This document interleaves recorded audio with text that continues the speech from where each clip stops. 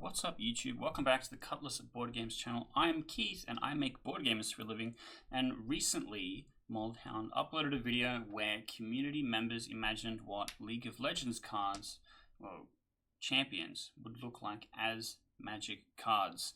And one of the champions featured in the video was in fact Qiyana, and what they had submitted was similar to the Omnath design, where it's like when it landfalls, and then based on how many times you'd landfall, the ability is more powerful or whatever. But what they did was they said, well, hey, what about if it was like this instead? This makes more sense to her character. And then they didn't follow that train of thought at all. They just wanted to, I guess, criticize the existing designs rather than actually following through on its logical conclusion and talk about what they could have been. And that inspired me to make a Qiyana design and then maybe play around with some other League characters that we'll have a look at in a minute, but let's talk about the Qiyana.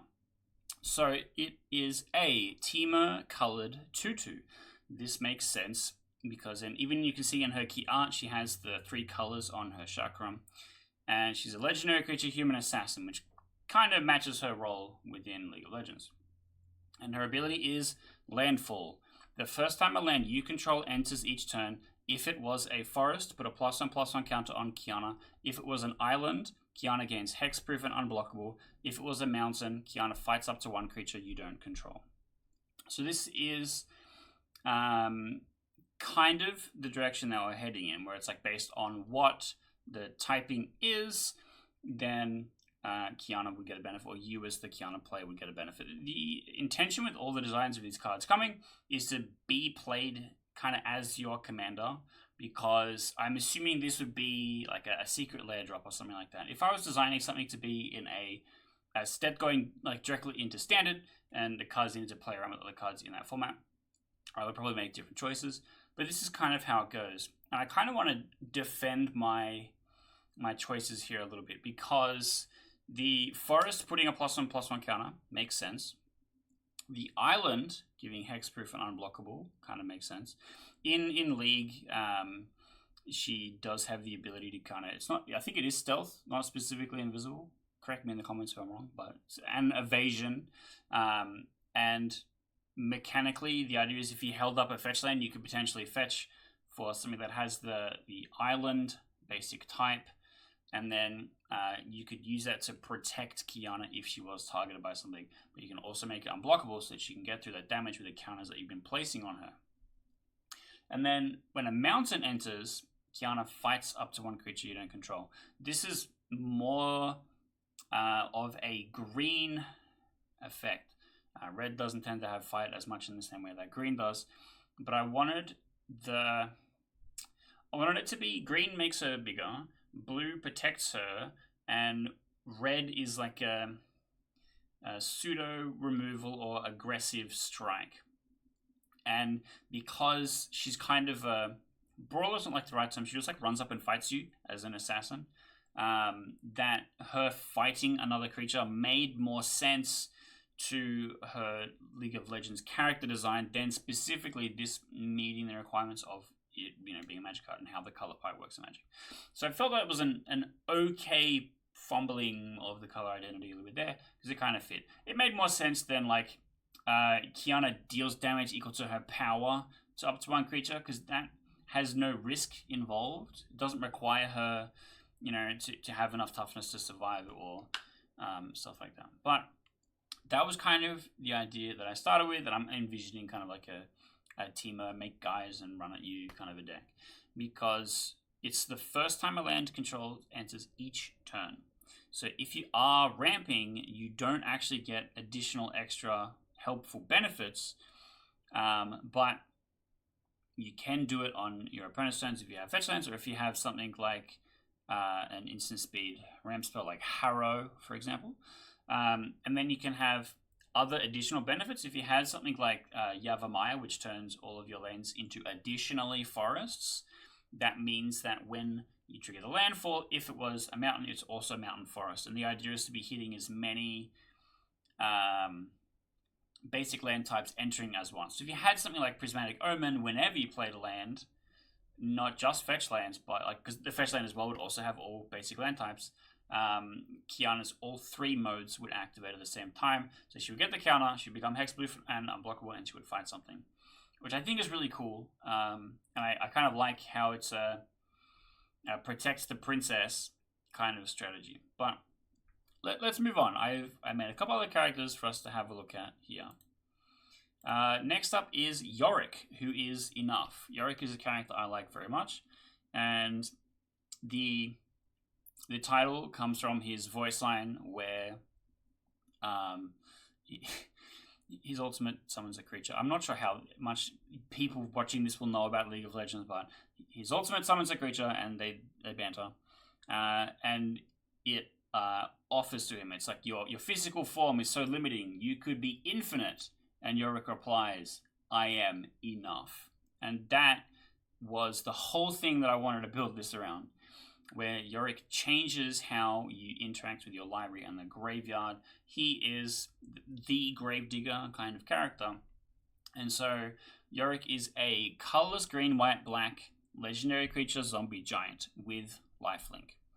It has the text, you may play lands and cast creature spells from your graveyard. If you would draw a card, you may instead create a 2/2 zombie creature token with menace, then mill a card. This is where the I am enough comes from.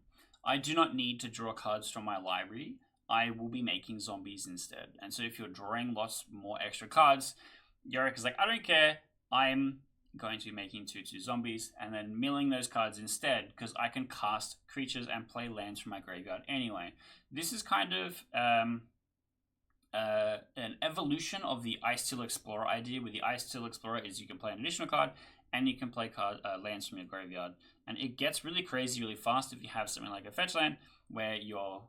and also when you play land, you mill a card. So you play the fetch land, you mill a card, you crack the fetch land, you mill a card, you play the additional land, which is the fetch land from the bin, and so on. This is kind of doing the same thing, except with that added pseudo-reanimator, where you can be casting creature spells instead. And then if you can find creatures that have abilities that let you be drawing cards, because I know Abzan isn't exactly a set of colors that has a ton of card drawing creatures, but you could be looking at stuff like Esper Sentinel, which can potentially be drawing you cards. And then Yorick goes, but I don't care, I'll make zombies instead. And the goal is to try and make a whole bunch of zombies, which I do kind of like how that works. I think, and again, designing this as a commander, if this was more like the Innistrad blue-black zombies design style, I think it would be way too powerful because there is a few blue zombies that do get you a lot of card advantage, and you can play a lot of blue spells that would draw you cards or blue creatures that would draw you cards. And then you have stuff like CDC and Teval, which kind of already occupied that space. I wanted to move away from that and do something similar in the different color wedge. And I think Abzan fits Yorick better color-wise. And so that is kind of the vibe that I like. There's a really old cycle of enchantments where you can skip drawing a card to have an effect, which have notably been pretty powerful in Legacy and in Enchantress specifically. And so that was also kind of the inspiration that I wanted for this, where it's like Yorick is denying whatever external help he would be getting from the cards you're drawing in the library. He's going to do everything that he can with just himself. And I kind of like that vibe. I think it does kind of work. And he's making zombies and stuff as he's doing his job. So I think this is definitely a commander I would like to build a deck around. I think this is a pretty cool design. It definitely kind of fits the playstyle I like, where I like to do janky stuff and put things in graveyard. And you be playing your Overlord of the Bale Merc and put a bunch of guys in the bin and stuff like that. So I'm pretty happy with how this one turned out. All right, let's move on to our next one, which is Lux. This is Lux Demacian Shield Mage for 1 colorless blue, white, red. She is a 3/4 human wizard with the text, First Strike. Tapped creatures your opponents control deal 1 less damage to you and human creatures you control. Whenever Lux attacks, put a shield counter on another attacking creature you control. Whenever Lux deals combat damage to a creature, tap it, then put a stun counter on it. So, there's a lot to kind of dig into with this one, but recently I've been playing Gwen from the new Spider-Man set, which is a kind of Jeskai aggro deck design where you can play her as a 2-drop with just red, and she can use some card advantage, and then later on you can turn her into a bit more of a card advantage engine. I've been playing that as just like a jam good creatures and run at them deck, where you're playing a bunch of creatures that have card advantage, and you're playing a bunch of red creatures that have kind of combat pressure. And I wanted to build something that fit nicely into that style of gameplay. And so Lux has some nice synergy with the different keywords and stuff that she has here, where the first line is basically tapped creatures your opponents control deal 1 less damage to you and human creatures you control. So when your opponent attacks you, they will be tapped if they do not have vigilance, and they will deal 1 less damage. That's pretty nice. On its own, pretty good. But there's this additional layer of combo where if Lux blocks and she deals first strike damage before if they do not have first strike and you do, and she would then tap that creature. So if they did have vigilance and she blocked, she can then apply that -1 damage to it that way, and then it would be stunned. On the attack, same kind of thing. They have to be untapped to block most of the time, and Lux, when attacking, deals first strike damage to the blocker. The blocker becomes tapped, and then Lux takes 1 less damage from that blocker, which is pretty good. She's able to defend herself and her friends a little bit because of that line of text. But then additionally, like her W, where she throws out a shield that will protect allies a little bit, you're literally putting a shield counter onto another attacking creature you control. So it must be all kind of done in that combat step. That is where you care about things happening with this character. And then the last bit is basically if someone does block Lux, they are tapped and then have a stun counter. So you have to be really economical with how you're blocking her in particular.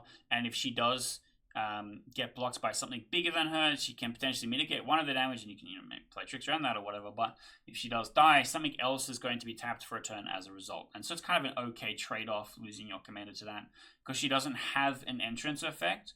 So if you do cast her and she's removed immediately, that does kind of suck. But if you do cast her, she can have that passive protection for a little bit and then potentially block, kind of trading up. She can block something that's got as high as 4 power without dying, because she's kind of a pseudo +1 toughness to humans you control, which I do like. And you can see how the different lines of text kind of work nicely with each other, where she's sort of protecting her from a little bit of things, and she's also trying to aggressively attack. And I do kind of also want to talk about the color pie with this one as well, because even though, yes, she is in blue, her effects are much more white-coded. You could argue Azorius as well. The blue is a bit more with the stun counter. That is definitely a blue-colored keyword. And then the rest of it is much more white. And so defending the fact that I've chosen for her to be red also is more to fit in that Jeskai aggro archetype, which I think it still does fit. And the wording of the first line is very much like, I want to have lots of humans specifically fighting together on the battlefield that are attacking. And so I think it does kind of work. And also First Strike is a red keyword, so I got you there on the technicality. But I do kind of like this one as well. I would happily replace Gwen with Lux as my commander. I also really do like the 1 colorless and then 1 of each pip, and then you play a 3-color commander. That is my favorite type of commander. I just think it works really well with the tempo, and I think anything that costs 5 or more is too much and too slow in general for how I like to play commander. And so I do like designing stuff to be kind of in that space and not too much more powerful than that. But let's get to our last one. Our last one is going to be the one that you hate. No, it's not Teemo, it's Yuumi. Now, I cooked with this one. So, Yuumi, Magical Bestie, is a legendary creature cat wizard 0/1. It has 3 different abilities. The first ability is Bestow. If you're familiar with Bestow, it allows you to play a creature as an enchantment that an aura that, you know, enchants another creature and then gives it a specific bonus based on what that enchantment does. And then if the original creature dies, then the bestow kind of falls off and then it goes back to being a creature. This fits with Yuumi really well because the Yuumi will attach to a champion and then detach from the champion as kind of necessary. Now, while Yuumi is attached to a creature, it says, enchanted creature has indestructible, and whenever this creature deals damage to a player, put that many +1/+1 counters on it, and all auras and equipment attached to it. So when the creature Yuumi is attached to deals combat damage to a player, you put +1 counters on it and also Yuumi, so that when Yuumi falls off, it doesn't actually leave zones, it isn't exiled and recast, it doesn't die and come back, it just stops being an aura and becomes a creature again, and those +1/+1 counters will be there. And this kind of works the same. There's a few equipment that are a bit similar to that. With Reconfigure, I think is the one I'm thinking of, where it falls off, it can become a creature again, and those +1/+1 counters will be relevant, which is kind of cool here. I really like how that works. And it also has partner, because it's Yuumi, the magical bestie. It will always... it makes sense if it's going to be a commander that's going to be partnered with something else. But interestingly, it's a partner that's a 3-color thing, not a 2-color thing, which is not really something that's been done. But I think that there is an commander already in the Bant color that is a bestow archetype, and so that's why I went Bant, and I feel like it fit a little bit better. It could have just been green-white, and that would have been okay. But it's a wizard cat. I think blue also kind of makes sense. But it's also, if you have a look at it, it doesn't do anything on its own. If you just play it for its regular cost, which is 0, it is just a 0/1 and it doesn't do anything else, which kind of matches Yuumi, where when it's not attached to her best friend and she falls off, her best friend dies, falls off, if she doesn't have all those counters on it, or she just kind of walks out of base on her own, not very strong. I kind of wanted to, you know, communicate that as well through some of the card design. I also really like the idea of it being a kobold shell. So if you were playing, CDH players would fucking hate this card, but if you're playing this in CDH, you can, you know, play it out for 0 on the first turn, and it gives you access to, your, you know, if your commander is in play, blah blah blah. And also my guy's cradle has value and stuff like that, but it puts Yuumi at a severe disadvantage because Yuumi isn't doing anything. It's just basically a vanilla kobold. However, if Yuumi dies and then you recast it later, you can play it as its bestow and potentially use it as a beater to put indestructible on something important and protect it. And then also, if that thing gets into the red zone, it can potentially be, you know, buffing that guy. So I don't think it's any more broken than Rograk. I think it does a little bit more than Rograk, but I think it's a cool area to explore. And I think it kind of, the point was more that it mechanically fits Yuumi as a champion, rather than specifically be a magic card that you would not reach over the table and strangle your opponent if they played. But that was kind of the goal today. I wanted to play around with some mechanical design from League of Legends champions and then have a look at what they would look like as they were magic cards. And I think I did an okay job, but I am curious to know if your opponent at the Commander Pod on Friday night pulled any of these cards out, which one are you most likely to get into a fist fight about? Because that means the card is too powerful and perhaps it needs to be changed. Or is there one of these cards that you would sleeve up? I think I would actually really enjoy playing Yorick if I had to pick exactly one, but I think that leans a little bit more towards some of the strategies that I already like to play, so maybe I'm biased. And if you did like this video, I am curious to know what you think about some of the other cool stuff that I have created, because I also make board games. I've made a whole bunch of competitive card games that can be played completely for free if you want to check out some of the other stuff on the channel. And, you know, maybe hit that subscribe button, because clicking the button tells me directly that you want to see more funky Magic the Gathering content like this, of which there is more that you could come and explore.